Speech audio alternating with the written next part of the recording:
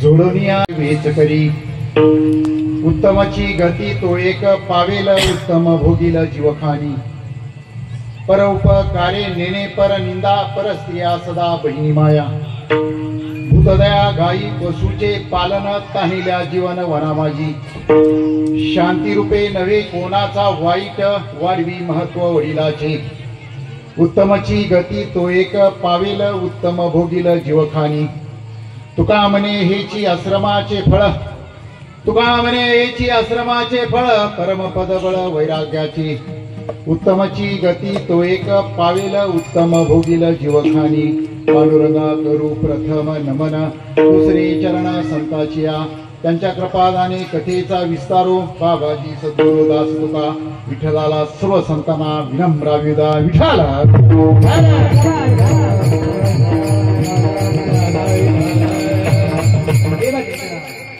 जोडोनिया धन उत्तम व्यवहारे उदास विचारे वेच करी उत्तमाची गती तो एक पावेला उत्तम भोगीला जीव खा 6 चरणाचा अभंग. संसार करणाऱ्या माणसाला पुण्य मिळेल का? संसार करणाऱ्या माणसाला वैराग्य मिळेल का? आणि संसार करणाऱ्या माणसाला पुण्य मिळवायचं असेल, वैराग्य मिळवायचं असेल, मोक्ष मिळवायचा तर काय करावं याचं चिंतन मंथन करणारा अभंग विठ्ठल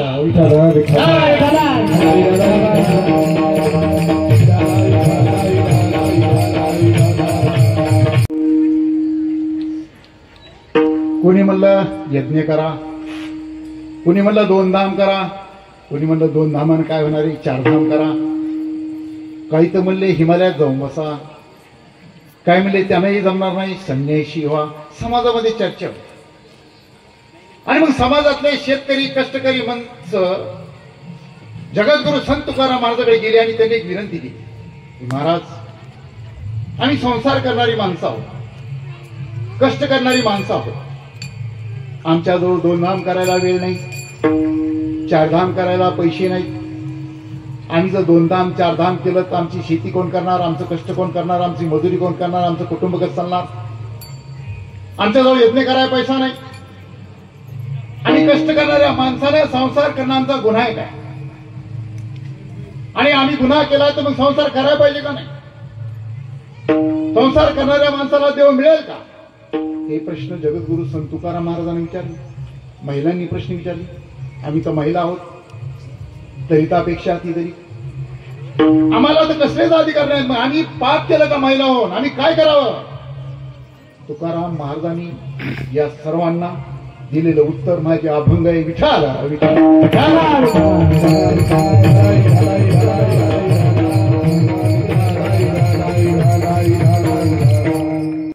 पहिल्या चरणामध्ये संत तुकाराम महाराज सांगतात जोडून या जोडणिया धन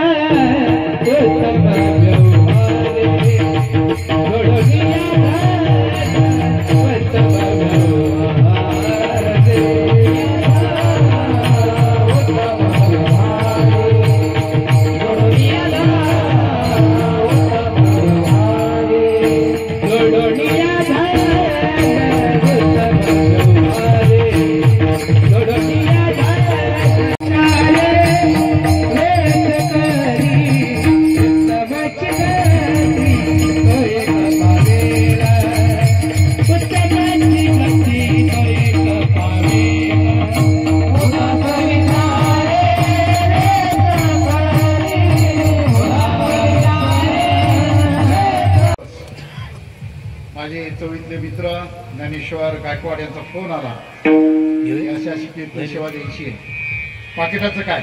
म्हणजे कीर्तन माझा काही धंदा नाहीये, पोट भरायचं साधन नाहीये, तर तुम्हाला काय द्यायचं असेल ते द्या, माझं काही अडचण नाहीये. आणि मग त्यांचा फोन यावंच लागला. आज इथं या सप्त्याचे प्रमुख अध्यक्ष नारायण काकडे पाटील, गोपाळ महाराज, भागवताचार्य, ज्यांना मी फोनवर बोलवते, अनिरुद्ध महाराज गायकर, सागर महाराजजी, माझे राक्षसाठी गायक वादक, इथं खास माझी सेवा करायला. काय नाव तुमचं? नळे बाबा. नळे बाबा. यंग ब्रिगेड सगळी, विशेषतः माझ्या महिलांसाठी जरा टाळ्या वाजवायची. शिवजयंती माझी व्याख्यानानं सुरू झाली याचा मला प्रचंड अभिमान. मला जसा मराठा भूषण पुरस्कार मिळाला तसा थायलंड नावाच्या देशामध्ये मला डॉक्टर बाबासाहेब आंबेडकर आंतरराष्ट्रीय पुरस्कारानं सुद्धा मी सन्मानित आहे. एक 15 पुस्तकं लिहिली आहे.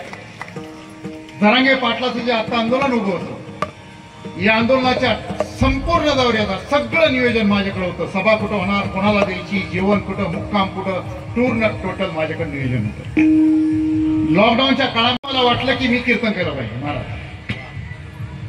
एका महाराजाला फोन लावला, तुमच्यासारख्या महाराज मला कीर्तन करायचे, म्हणजे 4 वर्ष आळंदीत राहावं लागलं. आता लॉकडाऊन आळंदीत जाऊन कसं सगळे लोक मोबाईलला शिवाय देतात, मी सोडून. महाराज आता कीर्तनकार व्हायचं ठरलं, मग काय करावं? धोतर बांधता येत नव्हतं, मोबाईलवर शिकलो. फेटा बांधता येत नव्हता, मोबाईलवर शिकलो. पंचपदी कशाला म्हणतात, मोबाईलवर शिकलो. अभंग कसे निवडायचे, मोबाईलवर शिकलो. आणि मोबाईलवर कीर्तन शिकून जवळपास 100 कीर्तनं महाराष्ट्रात आतापर्यंत केलेले आहे, त्याचा मला अभिमान. तसं सहसा मी कोणाला फोन करीत नाही, माझी तारीख घ्या, माझ्या मग बरंच कोणी लागलं तर तारीख देतो. आणि या भंबाट नगरामध्ये नावच भंबाट आहे. या भंबाट नगरामध्ये भंबाट कीर्तन याची 100% तुम्हाला गॅरंटी देतो. विठाल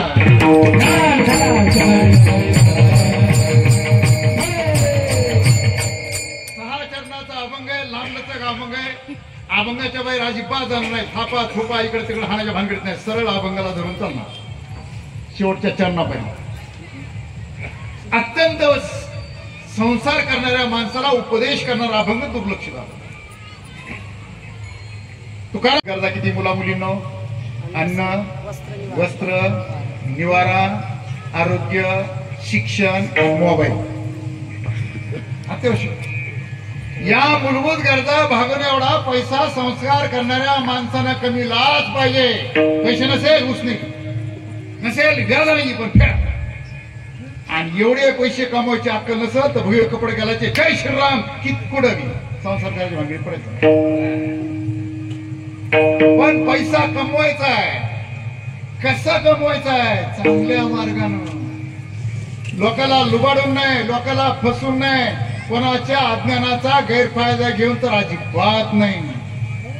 बंबाट नगरामध्ये कोणाच्याच घरावर ईडीची धाड पडायची शक्यता नाही. पैसा जमा करा. पर पैसे कमवायचे कशासाठी? माणसं जोडायसाठी. आम्ही नेमकं पैसे कमीताना माणसं तोडायचे. बाप तोडला, माय तोडली, बहीण माग तोडली, सक्का भाऊ तोडला, बायको तोडायची शक्यता पैशामुळे. आणि पैसा किती लागतो माणसाला? लॉकडाऊन मध्ये कळालं माणसाला पैसा किती लागतो. या लॉकडाऊनच्या काळामध्ये माणसाला जीवनाचं महत्व कळलं. थोडी बायको म्हणली अंकन कण काढले. नवरा चिकाट 8 दिवस बाहेर आलाच नाही घरी. कायची बायको ठेवून मी बघतो. हॅलो पट्ट्या, तुझ्या आईची तब्येत कशी? बरी. मग घरी नवरा म्हणला जरा थोडी ताप आली. बायको बोचक घेऊन बाहेर आला. काय जण नवरा फेवरा. माहेरचे म्हणले कस काय आली? म्हणले नाही नवरा ताप आली. बाहेर बाहेर कोरोना घेऊन आली काय? बाई इधर उधर बीच में जा. माणसाला जीवाचं महत्व कळालं. माणसाचं महत्व कळालं. पैसा किती कमवा, माणसाला किती अंतरून लागतो. मायमावले बांधवांना किती उंच माणूस असू द्या त्याच्या 3.5 हात अंतरून लागतो. मी 6 फूट आहे पण 3.5 हात अंतरून. 4 फूट त्याच्या 3.5 हात अंतरून. पण माणसं एवढे पैशाच्या मागे लागले, एवढं अंतरून गोळा करलेत, एवढं अंतरून गोळा करले की टाकण्यात सकाळ व्हायला लागली, काढण्यात संध्याकाळ व्हायली, झोपायचंच राहून करते. पैसा कमवले पण पैशाचा उपभोग घेऊ शकत नाहीत. हा प्रॉब्लेम झालाय. आणि म्हणून हा पैसा कमवा, पण पैसा कमवून दाबून ठेवून मेल्यावर त्याच्या काय साफ होऊन बसता का? चांगल्या मार्गाला खर्च करा. तुमच्या घरात लेकरं आहेत, तुमचं पैसे शिकवित नसतात तर तुमच्या एवढे दलिंदर घुसर कोणी. तुमचं घर बोकंडीवर पडायची वेळ पैसे आहेत, घर गाडूच करीत नाही. करायचं काय पैशाचं? तुम्ही मरायला लागले दवाखान्यात जात नाहीत. काय करायचं पैशाचं? पैसा कुठं वापरा अक्कल आली पाहिजे. गेली 3 वर्ष अखंड हरिनाम सप्ताह चालणारी ज्यांनी आर्थिक सहकार्य केलं त्यांच्यासाठी टाळ्यांचा कडकडाट झाला पाहिजे. हा ज्ञानवृत्ती यज्ञ कीर्तनाच्या माध्यमातून सलग 3 वर्षे तेवत ठेवलाय. म्हणून हा पैसा कमवा, चांगल्या मार्गाला खर्च करा. चांगल्या मार्गाने पैसा कमवून चांगल्या मार्गाला माणूस जर खर्च करायला लागला तर त्याला 100% देव भेटू शकतोय तुकाराम. आणि अजून तुम्हाला जर चांगलं जीवन जगायचं असेल, प्रगती करायची असेल तर चांगल्या मार्गाने आलेल्या पैशातून माणसाची प्रगती चांगली होऊ शकते. त्याला सुख समाधान आनंद असतो. तुम्ही पैशाने काही घ्याल, बंगले घ्याल, गाडी घ्याल, सोनं घ्याल, चांदी घ्याल, गाड्या घ्याल, ऐश कराल, पण आनंद नाही. एक माणूस आहे गळ्यात माळ नाही, बुका लावलेला नाही, जमलं तर देव करतो, जमलं तर पाया पडतो, जमलं तर एखादं धरतो, सगळ्या गावाची सेवा करतो. कोण चांगलं तुम्ही ठरवा. विठाल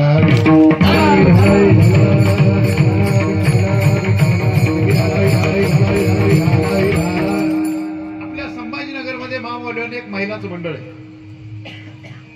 करोडपतीच्या बाया त्या महिला मंडळात. मला एक दिवशी त्यांनी बोलिलं, म्हणजे या जरा मार्गदर्शन करा. गेलं एक बाई 1 कोटीची गाडी घेऊन कार्यक्रमाला, अर्धा किलो सोनं मानिकड हिरेन मोते घालून वाकतच कार्यक्रमाला मी गेलो. आणि मी सहज त्यांना विचारलं, माय मावल्या तुमच्या सुखी कोण कोण आहे हातवरी करा. मला वाटलं सगळ्या महिला 2-2 हात वरी करतील करोडपतीच्या बायका, एकही बाईनं हात वरी केला नाही. मला अटॅक येऊन मारता मारता वाचलो. अरे करोडपतीच्या बायका तुम्ही दुःखी का? ते म्हणले आमचं नशीब. पैशानं माणूस सुखी होतो ही जगातली सगळ्यात मोठी अंधश्रद्धा आहे. सुखी होईल आनंदी नाही, सुख मिळेल आनंद नाही. तुम्हाला आनंद मिळत असेल तुमच्या आजूबाजूला संकटात असलेल्या माणसाला, अडचणीत आलेल्या माणसाला, दुःखी माणसाला मदत करा आणि त्याच्या चेहऱ्याला आनंद बघा. तुमच्या एवढा जगात आनंदी माणूस कुठं पाहायला मिळणार याची गॅरंटी मी देतो.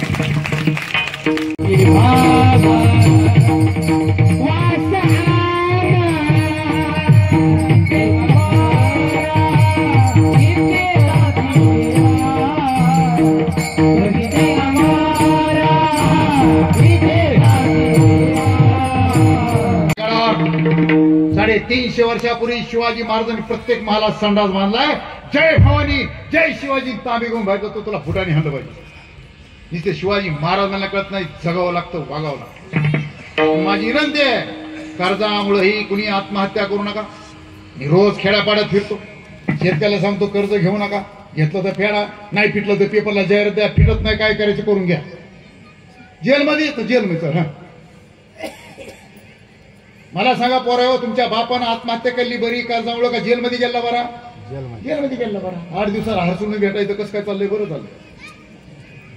बापातून सांगतो चिंता करू नका, सगळं व्यवस्थित आहे, सगळं फुकट आहे. लाईट फुकट, पाणी फुकट, पेपर फुकट, टीव्ही फुकट, दाढी कटिंग फुकट, कपडे फुकट. तू तर राईट टाइम जीव घालीत नव्हती तर घंटी वाजून राईट टाइम जीव घालते. बायको बाहेरून म्हणती तू आज गेल्यापासून माझी तब्येत सुधारली. तुझा ताप काय कमी होता काय? 4 टाइम 2 टाइम 4 भाकरी मानसिक त्रास. आणि यावर लय टेन्शन आलं. भगवे कपडे जय श्रीराम पळून जायचं पण आत्महत्या करायची नाही. आणि भारतात भगवे कपडे घातलेला माणूस उपाशी मरत नाही याची बॉन्डवर गॅरंटी माझी. आणि जर मेला तर माझा फोन नंबर लिहून घ्या. 100 शिवाय दिल्याशिवाय फोन बंद करू नका. कदाचित तुम्ही मुख्यमंत्री होण्याचा चान्स आहे भगवे कपडे घातल्यावर. कदाचित मंत्री होता. म्हणून टाळ्या वाजून ठरा मंजूर. कोणी आत्महत्या करणार नाही. टाळ्या वाजून ठरा मंजूर. कारण ती माणसं आहोत, माणसाच्या पोटी जन्मले आहो. अरे देवाला आमचा जन्म घ्यावा वाटतं, ते ग्रेट माणसं आम्ही आहोत म्हणून आम्ही आत्महत्या करणार नाही. तू कर. अरे तुझी ड्युटी. माझ्या बापाला कपडे घेतले, तुझं कर्तव्य. माझ्या आईला साडी घेतली, जीव घातलं, कर्तव्य. भावाला पोरीच्या लग्नात मदत केली, कर्तव्य, उपकार नाही.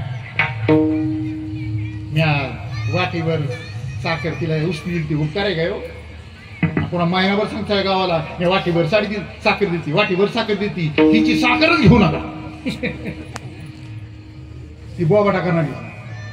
अरे उपकार कशाला म्हणतात? उजव्या हाताला देतात, डाव्या हाताला पता लागला पाहिजे त्याला उपकार म्हणतात. आणि ज्याची ओळख नाही आणि जो अडचण येत आहे त्याला मदत करणे पर उपकार, याला मदत म्हणतात, उपकार म्हणतात. असं केलं की तेवढं काय उपयोग येतो? फायदा काय? तुका म्हणे ह्याला पाणी वाहो याला. दुसऱ्याची निंदा करायची नाही. आणि दुसऱ्याने निंदा केली तर सहन करायची ताकद ठेवायची.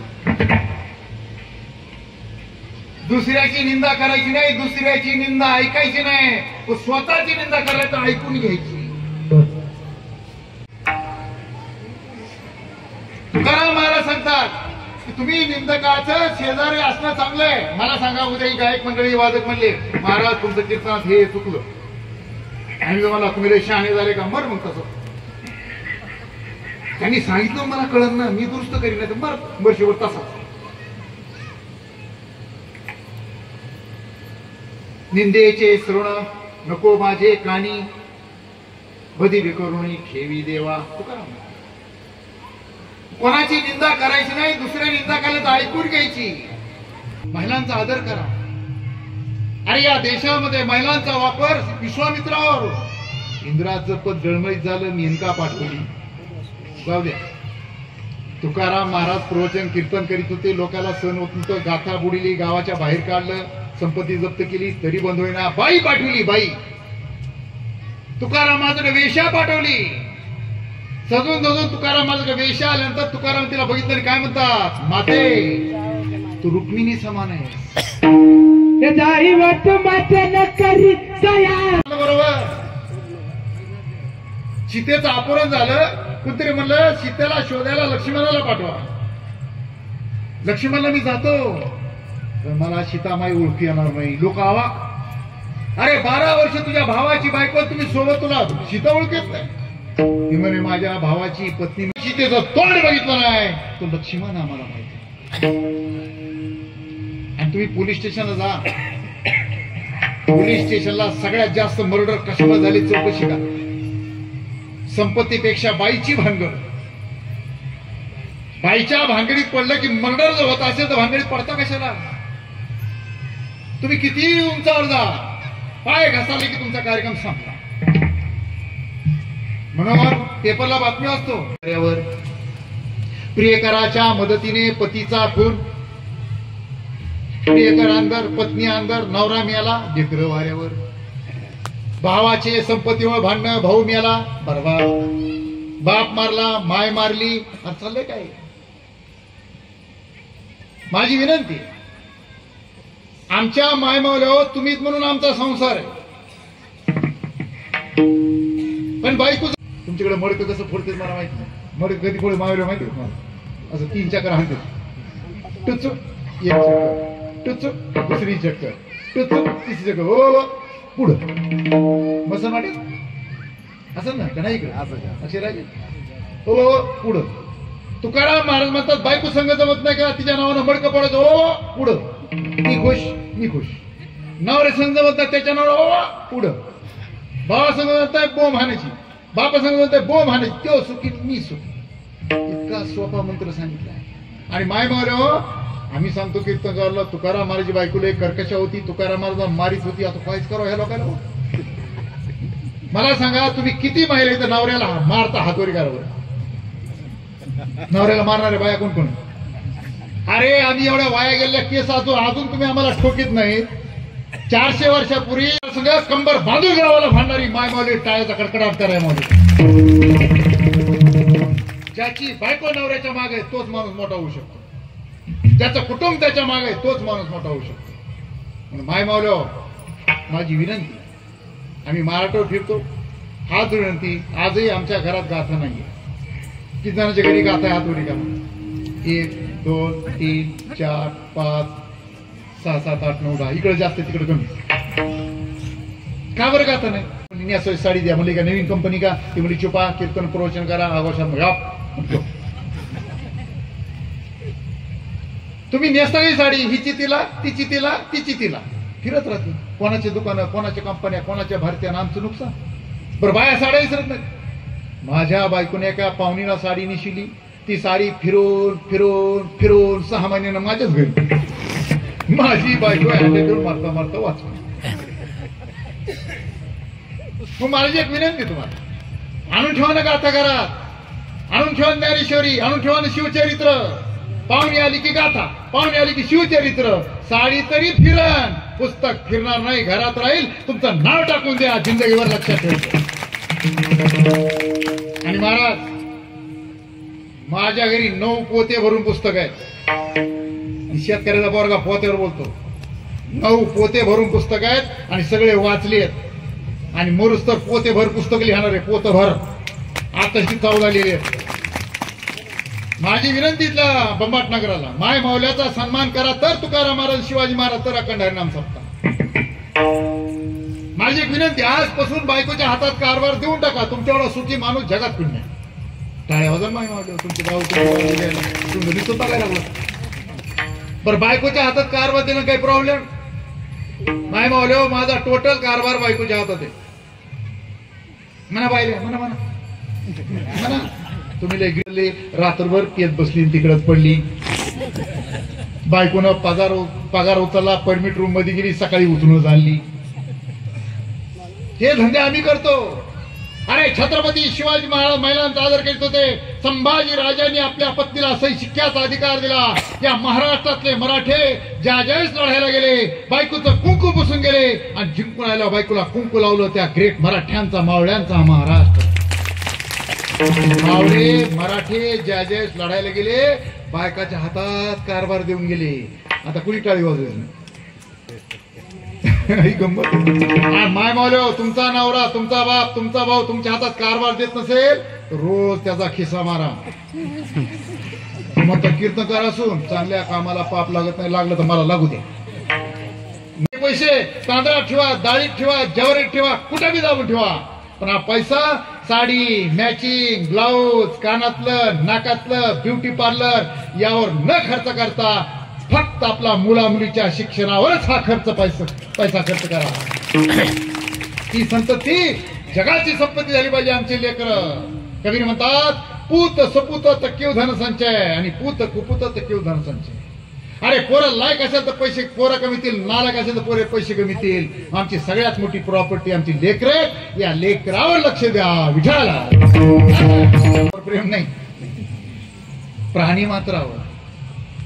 देव कुठे आहे? या विण्यात आहे, या माईक मध्ये, या खांबात आहे, या साऊंड मध्ये, यांच्यात आहे, माझ्यात आहे, तुमच्यात आहे. यहाँ वहां जहां कहां मत पूछो कहां. जळी स्थळी काष्टी पाषाणी सर्वत्र देव आहे. आणि सर्वत्र देव आहे तर झाड तोडताना तुम्हाला देव दिसला तर झाडाचं वृक्षाचं संगोपन होईल. वृक्षवली आम्हा सोयरी वंच. झाडाची प्रचंड दाटी असताना तुकाराम महाराज म्हणतात तुम्हाला एखादा बोकुड मारताना कोंबडं मारताना देव दिसेल. देवाच्या नावात तुम्हाला बोकुड खायचं खारा, देवाला कशाला बदनाम करता? देव काय टांग हाणतो काय कधी? देवाची कशाला बदनामी करता? देव कुठे आहे? सर्वत्र आहे. ऐकाजी तुम्ही भक्त भागवत कराल ते इथं. ह्या जग जर विष्णूचा असेल तर जिकडे तिकडे तुम्हाला देव दिसायला लागला तर तुम्ही पाप करू शकत नाही. आणि अडलेल्या लोकांना मदत करणे, ताणलेल्या लोकांना. आजकाल पाणपोळी, आता जुन्या काळामध्ये प्रवास करावा लागायचा. लोक वारीला चालले सगळं गाव पाया पडायचं कारण वापस यायची गॅरंटीच नाही. शिवाजी महाराजाचा इथून सगळ्यात दूर किल्ला कोणता कोणी सांगेल का? बंबाट नगरापासून शिवाजी महाराजाचा सगळ्यात दूर किल्ला, त्या किल्ल्याचं नाव सांगतो नीट ऐका. जिंजी. काय नाव? जिजी नाही, जिंजी. आणि कोणत्या राज्यात आहे? तामिळनाडू. चेन्नई. Lungi dance, lungi dance. आम्हाला चेन्नई माहिती, लुंगी डान्स माहिती, रजनीकांत माहिती, पण तिथला जिंजी किल्ला माहिती. आमचा प्रॉब्लेम. अरे औरंगजेब आल्यानंतर मराठ्याचं राज्य छत्रपती राजाने या जिंजीला गेल्यामुळे ते राहिलं. आणि हा जिंजी किल्ला शिवाजी महाराजांना घोड्यावर जिंकला होता. टाळ्यांचा कडकडाट माझ्या राजाचा. आणि जिंजी किल्ला किती महाराज दूर आहे सांगतो. संभाजीनगर मध्ये रेल्वेत बसून जर जिंजीला गेलं तर पाय रेल्वेत जाऊन पाय सुचतेत इतक्या लांब आहे. आणि तो शिवाजी महाराज घोड्यावर जाऊन जिंकला. उगाच शिवाजी महाराज जयंती करत नाही, नाव घेत नाही मी. त्या काळामध्ये काय हायवे होता काय? हेलिकॉप्टर जातो शिवाजी महाराज, 1 कोटीची गाडी, सुपर हायवे, सन पोटातलं पाणी हलत नाही. अरे रस्ते नाहीत, नाले आहेत, ओढे आहेत, वाघ आहेत, सिंह आहेत, डोंगर आहेत, दर्या आहेत, मोठमोठ्या नद्या आहेत, शत्रू आहेत. याच्यातून शिवाजी महाराज घोड्यावर जात होते. कल्पना करा. अरे कुठे आग्रा शिवाजी महाराज गेले. आम्ही पैठणून आलो तर लय थकले. पैठून एसटीतून आलो. एसटीतून अशा काळामध्ये धर्मशाळा असेल जुन्या काळात, जुन्या मंडळी माहित असेल. अहो या मुलांना काहीच माहित नाही. इथं कोण कोण मोठे हलवले खरे कुठे? तुम्ही शहरात लोकांना माहित नाही. मी खेड्यात शेतकऱ्याचा पोरगा आहे. द ग्रेट मराठा पाटला सांगतोय. 100 एकरचा मालक मी. गव्हाची पोळी नव्हती. पाहुण्यापुरती गव्हाची पोळी. पाहुणाला एक भाऊ जेवायचा, दुसरी माझी नाही. उपवास आहे. उगाच पोळीच नव्हती. खरे खोटे? आणि पुन्हा पुढचं सांगतो माय मावलं, तुम्हाला मी अनुभव असं. पंक्तीमध्ये जर जेवताना वर्णामध्ये माशी पडली तर काय करीत होतो? अरे वा, बरं झालं माहिती. सुखी होतो तरी आम्ही सुखी होतो. आज सुखी का नाहीये? तुम्हाला आज सारावं लागत नाही, भांडे कपडे धुवावं लागत नाही, वॉशिंग मशीन गोळ्याला फुकू फुकू घ्यायला राहावं लागत नाही, तरी टेन्शन. कारण आम्ही दुसऱ्या संग तुलना करायला लागलो. तिची किती साडी भारी, आमचं टेन्शन. तिचं घर बंगला भारी, आम्हाला टेन्शन. तिचं लेकरू हुशार, आम्हाला टेन्शन. अरे क्या चल रहा है तो तू तेरा देखना. सुद्धा भेदण्याची आमच्यात ताकद आहे. मऊ मेनावणी आम्ही विष्णुदास, कठीण वज्रास भेदू ऐशी तुकाराम महाराज शांततेत जीवन जगा. आणि बांधवांनो माय मानव तुम्हाला एक सांगू का, जगातलं सगळ्यात मोठं हत्यार कोणतं आहे? जगातलं सगळ्यात मोठं मन अण्वस्त्र, ओके, पण जगातलं सगळ्यात मोठं हत्यार आहे माफ करणे, क्षमा करणे. जगातलं सगळ्यात मोठं हत्यार आहे, त्याला लय ताकद लागते माफ करायला. क्षमा शस्त्र जया नराची हाती दुष्टतया प्रती काय पडी तृण नाही ते पडिला दावाग्नी जाई विझोनी आपसया. या चटईवर जात विस्तू टाकला तर भांबाटनगरला आग लागते. तिकडे जर मातीवर विस्तू टाकला तर त्यामुळे विस्तवाची राख होईल, कधी पिटू शकत नाही, तर त्याला चान्स नाही भेटायला. आरेला कार्य केलं की वाढतंय. म्हणून शांतीने जीवन जगा. पैठण शांती ब्रह्म संत एकनाथ महाराज किती अवघड आहे. त्यांना म्हणजे रागच येत नाही, रागच येत नाही. म्हणजे एक मला कसाच राग येत नाही बघतो. अरे नाही येत म्हणे, मी बघतो मला कसा येत नाही.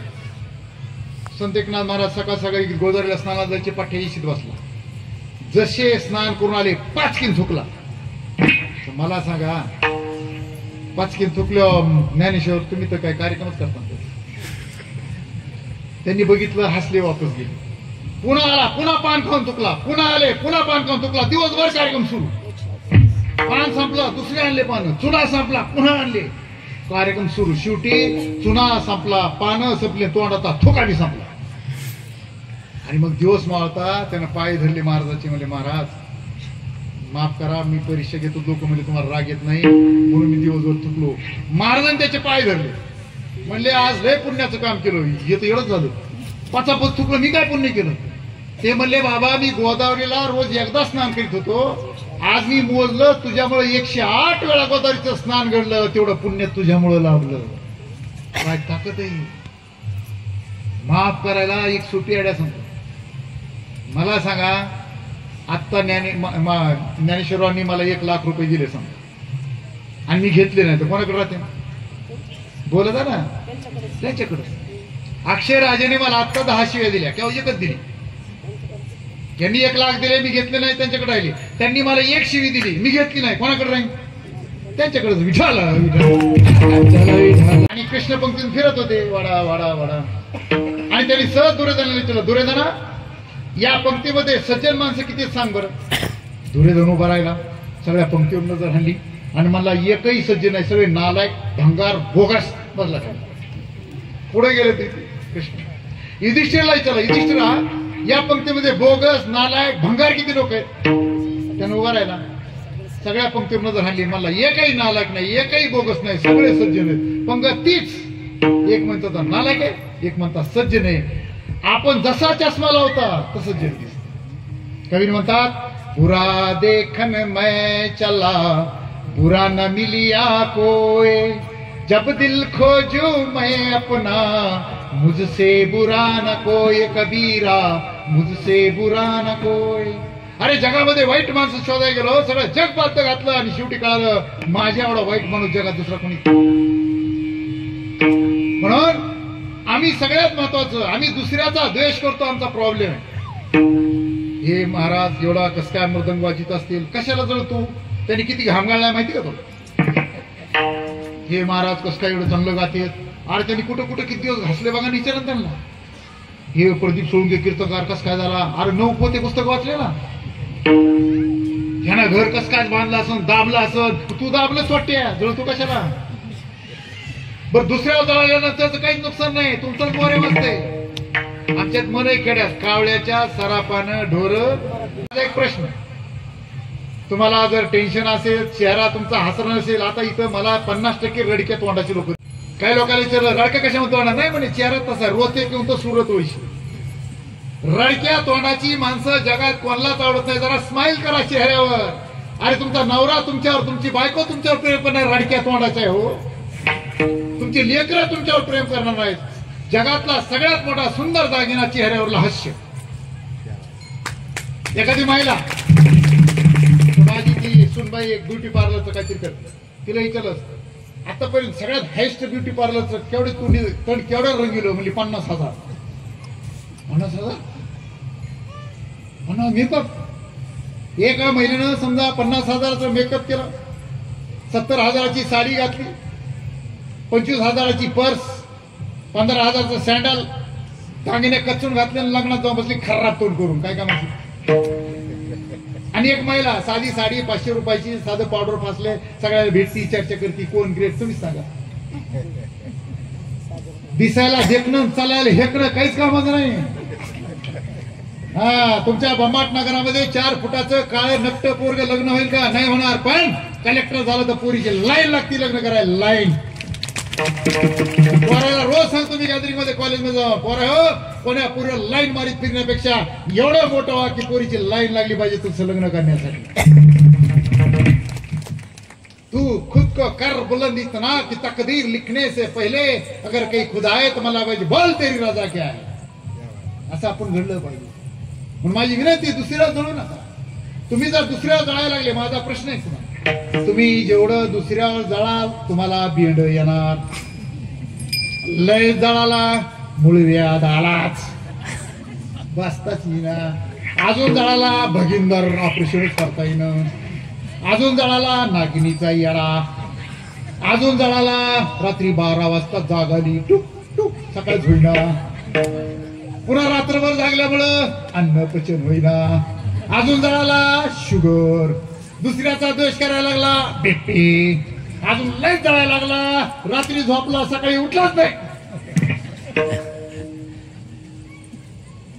मी मनाने बोलत नाही, तू काय मी काय कमी. अरे तो हायस्कूल, हायस्कूल जगानं म्हणलं पाहिजे तू मोठा आहे. तुकारामाची गाथा किती भाषेत सांगितली मी आता, ऐकायचा. नळे फुंकिले सोनारे आणि इकडून तिकडे 18 भाषेतील 127 देशात. का जीपीएस होतं का, मोबाईल होतं का, फेसबुक होतं? कोण सांगा वया गेलो देशो देशी झाले वाऱ्या हाती माप. मी काय बंबाट नगराला फोन केला होता का मला कीर्तनाला बोलावून? ती प्रसिद्धी धबधब्याजवळ गेलो, धबधबा सांगायची गरज नाही, खुद आवाज येतो.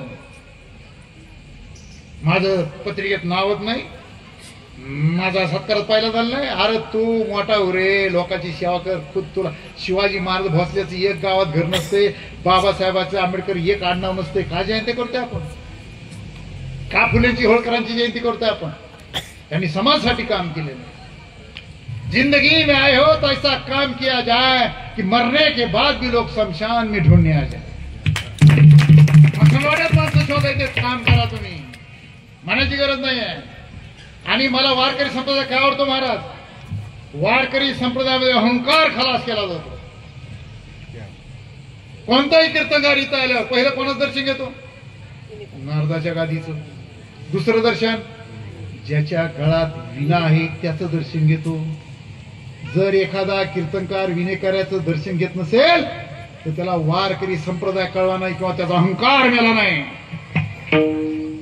आणि जगाच्या पाठीवर एकच वारकरी पंथ आहे, जिथं भजनामध्ये कीर्तनामध्ये माझ्या बाजूला आहे, कोण आहे, कोण्या जातीचा आहे, कोण्या धर्माचा आहे न पाहता एकमेकाचं दर्शन घेण्याची परंपरा फक्त माझ्या वारकरी संप्रदायात आहे. पगडदाची माणसं स्वतः जात वारकरी सांगायला. छत्रपती शिवरायांनी सर्व समाज एकत्र आणला मावळा या शब्दाने. उच नीच अजिबात भेद केला नाही. या वारकरी संप्रदायामध्ये माझ्या बाजूला कोण आहे याचं न पाहता दर्शन. पंढरीच्या लोका नाही अभिमान, पाया पडे जन एकमेका. अरे एकमेकाचं दर्शन घेण्याची परंपरा, अहंकार जाळायची परंपरा आहे. म्हणून माझी विनंती आहे की आपल्याला जर देव प्राप्त करायचा असेल तर सर्वांना समान मागण्याचा प्रयत्न करा, तुम्हाला देव प्रसन्न. एवढंच नाही, तुम्हाला जर तुमच्या वडिलांनी जन्माला घातल्याचं सार्थक वाटायचं असेल तर अशा प्रकारचं वर्तन केलं तर तुमच्या बापाला वाटेल आपण चांगल्या लेकराला, मुला मुलीला जन्माला घातलेला आहे. आपलं सगळ्यात मोठं कर्तव्य आपल्या मायबापाची सेवा करणं. करतोय का आपण? आपल्या संभाजीनगरला एक माय राहत होती, पेपरला मोठी बातमी असते, टीव्हीवर पण असते.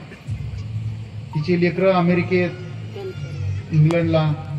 सगळे म्हणायचे वा वा, दोन्ही पोरं सुना इंग्लंडला, करोडोचा पगार, याव त्याव. 8 दिवस झाला दरवाजाच उघडला नाही घराचा, एकटीच राहतो. शेजाऱ्याला काय नाही, वास आला तरी बघत नाही आपल्या समाजाला कोण आहे काय. तुमचं बामाटनगर बरं आहे, आणि तिकडं लय अवघड आहे आमच्याकडे. कचऱ्यावाल्याला डाऊट आला, ही म्हातारी दरवाजा का उघडत नाही, कचरा का येत नाही. दरवाजा वाजीला कोणी साथ देणं, त्यांना फोन केला, पोलीस आले, दरवाजा तोडला. माय मारे हो, सोप्यावर बसलेली बाई 8 दिवसापूर्वी मिली होती, मोबाईल बाजूला होता, सगळं मांस गळून पडलं होतं, हाडं होते. 8 दिवसात लंडनच्या, अमेरिकेच्या एकाही पोरानं सुनानं तिला फोन केला नाही.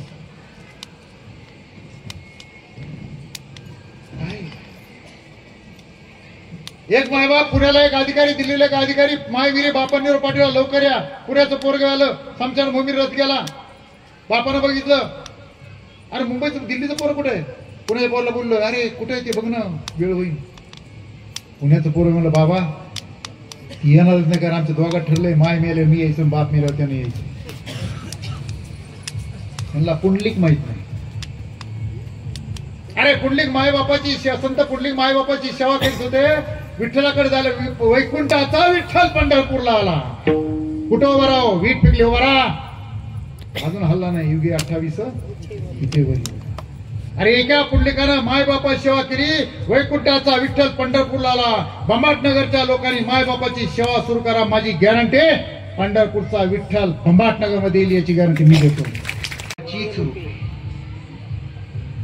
देवदेव करायचा. माझा एक पाहुणा वर्ष श्राद्ध घालतो, सगळ्या गावाला जीव घालतो, मला माहिती ना काय हरामी घेतली.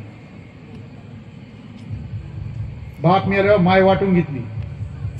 माय वाटून घ्यायची गोष्ट का? माझ्या भावाच्या वाटण्या झाल्या, म्हणजे आईची जमीन, मला माझी आई मी सांभाळू शकत नाही का? आईची जमीन असते का? सगळं गाव येणंच करते, आईची जमीन घेत नाही मला. अरे जमीनच माय बापाची, मी कोण?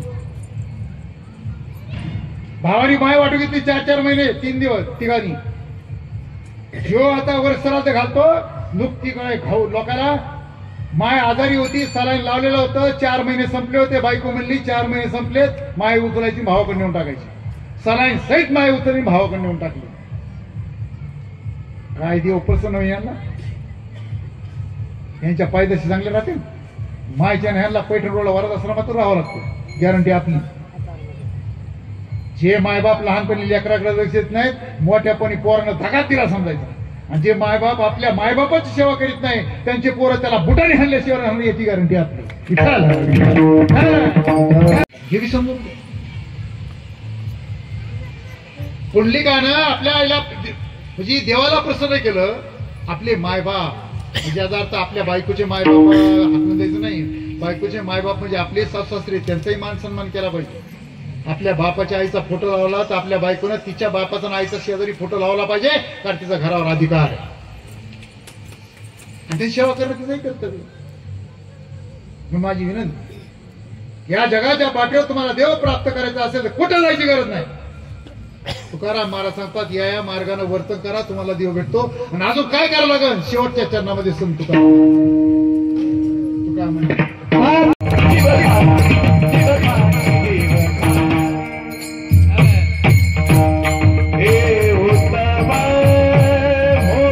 कष्ट करणाऱ्या माणसांनो, तुम्हाला देवदेव करायला वेळ नाही, देव मिळेल का? होय मिळेल.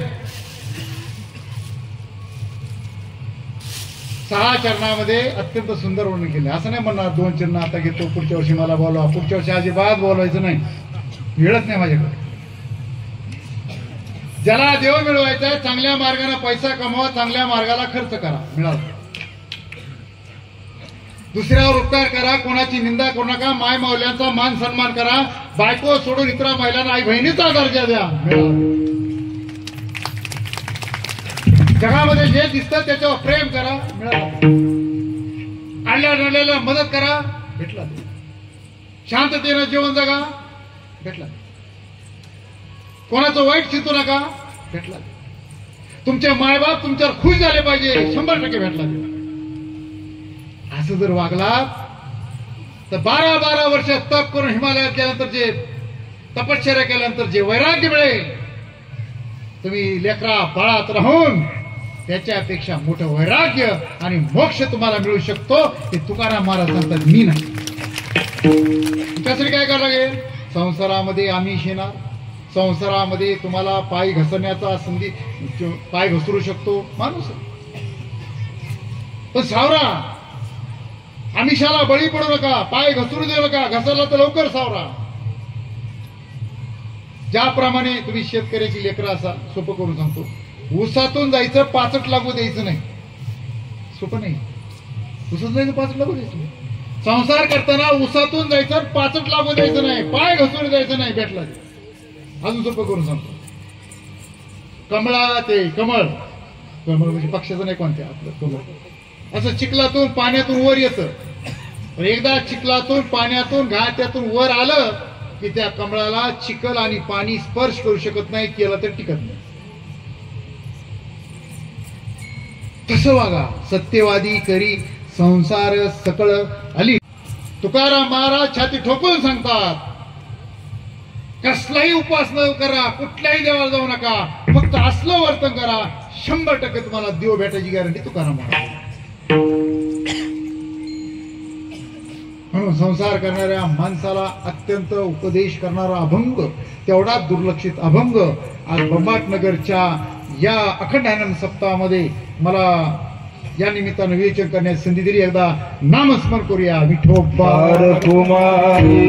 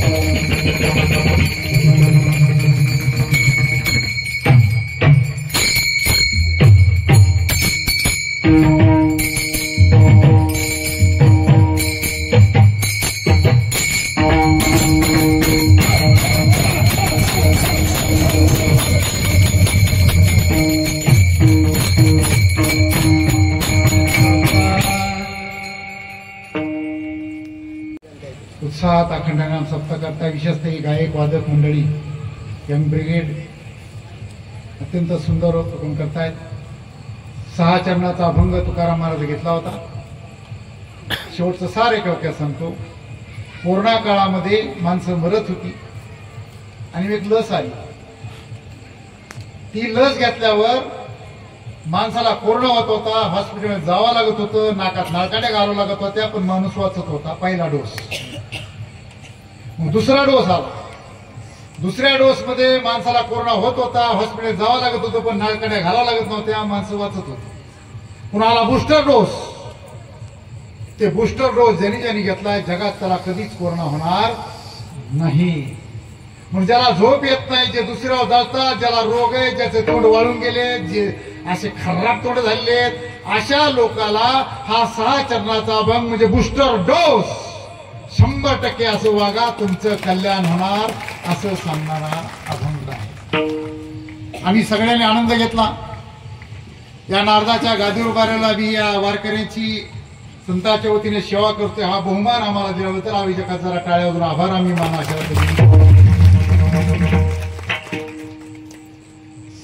इकडली मंडळी जरा भजनामध्ये सहभागी झाली नाही याचं दुःख वाटतं. तर आपण सर्वजण एकदा तुकारामाचा गजर करूया, नामस्मरण करूया. तुकाराम तुकाराम तुकाराम तुकाराम